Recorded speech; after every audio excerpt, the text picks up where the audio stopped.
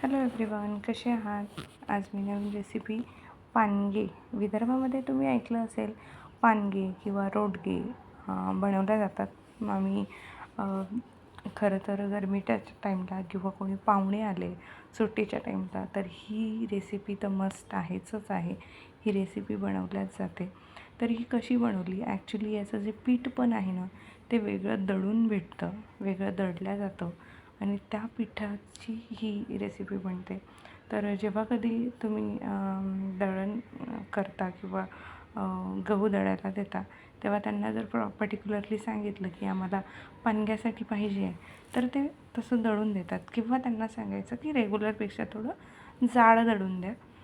तर तसं जे पीठ जे आहे ते आपण पानग्याला हे करतो. तर बघा, पीठ जे आहे ते आपण मळून घेतलं होतं.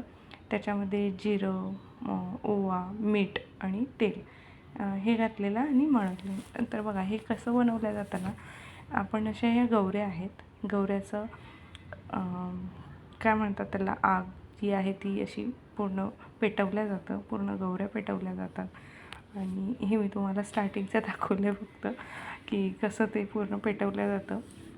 आणि त्याच्यानंतर आपण थोड्या वेळ याला रेस्टवरती ठेवलं होतं, एक 10 ते 15 मिनिट. आणि तिकडे गवऱ्या जोपर्यंत पेटून होत नाही, पूर्ण पेटल्या जात नाही, तोपर्यंत तेवढ्या वेळामध्येच तुम्हाला हे याचे गोळे बांधून घ्यायचे आहेत. बघा, साधारणतः खूप मोठे पण नाही, खूप लहान पण नाही. आपण चपातीसाठी जेवढा एक गोळा घेतो ना, तेवढाच एक साधारणतः गोळा घेतलेला आहे. तो तसंच आपण यूज करतो. तर बघा, इथे ॲक्च्युली हे मी सासरे गेले होते हिंगणघाटला आमच्याकडे, तेव्हा बनवलेलं आहेत. तर माझी सासूबाई आणि मी हे गोळे बनवून घेतलेत. तोपर्यंत ती बाबांनी आणि माझ्या मिस्टरांनी तो जो राख जी आहे, जी खूप महत्त्वाची आहे पानगे शेकण्यासाठी, रोडगे शेकण्यासाठी, ती त्यांनी पूर्णपणे पेटवून घेतली होती तिकडे. तर असे हे आपण पानगे पहिले बनवून घेतो इथे. पूर्ण गोल त्याच्या उंडा बनवून घेतो.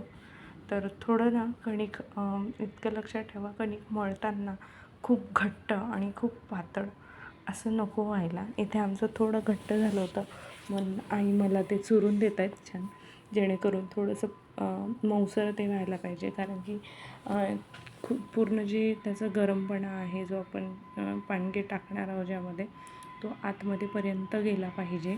त्यासाठी ते व्यवस्थित बघा, हे पूर्ण पेटून झालं आहे आणि आपल्याला हे पूर्ण पेटल्यानंतरचं जे हे आहे उरलेलं, हेच हवं असतं. आपण आग चालू असताना हे टाकत नाही, त्यांनी कडवटपणा येतो त्याचा. तर थोडं थंड झालं, हे थोडं पाणी शिंपडून त्याच्यावरती मगच हे टाकतो. तर याच्या वाफेने, याच्या गरमीने ते शेकून जातात. पानगे असेच बनवल्या जातात किंवा रोडगे म्हणा, असेच बनवले. तर या आचेवरती आपण पूर्ण बघा, ते परत पेटलं होतं तर आम्ही साईडला करून टाकलं त्याला. तर हे सगळं पानगे जे आहेत ते एक साईड पहिले त्याच्यावरती ठेवायला लागतं. असे ठेवून घेतलेत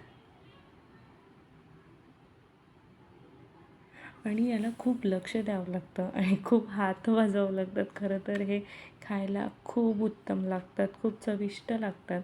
याच्यासोबत आलू वांग्याची भाजी मी तर तुमच्यासोबत शेअर पण केली आहे. त्या पद्धतीने बनवा किंवा तुमच्या पद्धतीने आलू वांग्याची भाजी, वरण किंवा कढी याबरोबर तुम्ही खाऊ शकता. तर बघा, हे असं आलटपलट करायला लागतं सतत, जेणेकरून ते जळायला नको त्यासाठी. तर आम्ही हे पलटून घेतलेले आहेत पटापट. थोडं ज्या साईडचं झालं त्या साईडचे पलटून घेतले.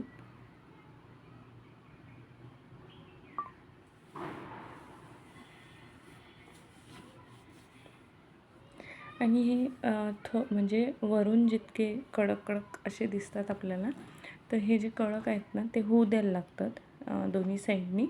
आणि नंतर याला काढून पण घ्यायला लागतात. बघा, हे आपण हे इथे पलटून घेत आहेत सगळे.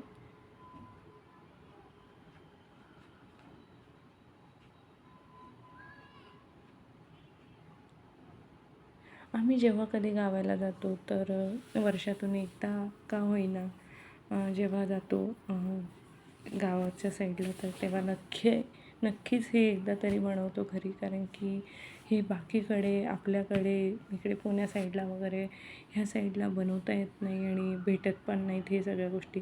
ती गावाची चव आणि ते गावाचं सगळं ते काहीतरी वेगळंच असतं. त्याच्यातला एक चविष्टपणा जो असतो ना तो पण खूप छान असतो. जसं बघून घ्या, आता हे पूर्ण दोन्ही साईडनी झाले होते तर आम्ही याला काढून घेतलेत एका ताटामध्ये. तर इथे जागा थोडी कमी होती तर थोडं कंजेस्टेड झालं मला व्हिडिओ शूट करायला.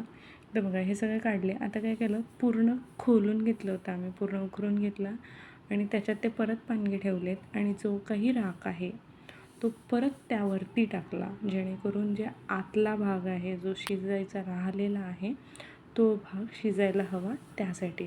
तर बघा पूर्ण आपण परत बुजवतो आहे त्याला, जेणेकरून आचेवरती परत ते गरम याच्यामध्ये होतील. तसं परत तुम्हाला हे करून घ्यावं लागेल. बघा हे झालेत त्याच्यामध्ये. त्याच्यानंतर आईनी त्याला एका थैलीत घालून, आईनी आणि मी एका थैलीत घालून, कारण की पूर्ण राख आहे त्याला आपण तसं खाऊ शकत नाही, तर त्याला खूप चांगलं पुसावं लागतं, धूळ काढून घ्यावं लागते याची. तर दोघींनी मिळून आम्ही वेगवेगळं पहिले त्याला साफ केलेलं आणि नंतर आईंनी परत एका कपड्याने पुसलं. त्याच्यात माझा मुलगा खूप इंटरेस्टेड की हे काय आहे. तर नक्कीच ही रेसिपी करून बघा आणि खूप छान आहे, खूप छान लागते पण खायला. तर करून बघा आणि मला कमेंट सेक्शनला नक्की सांगा की कशी वाटली ते. आणि अशा गावाच्या अजून रेसिपीसाठी माझ्या चॅनेलला सबस्क्राईब नक्की करा.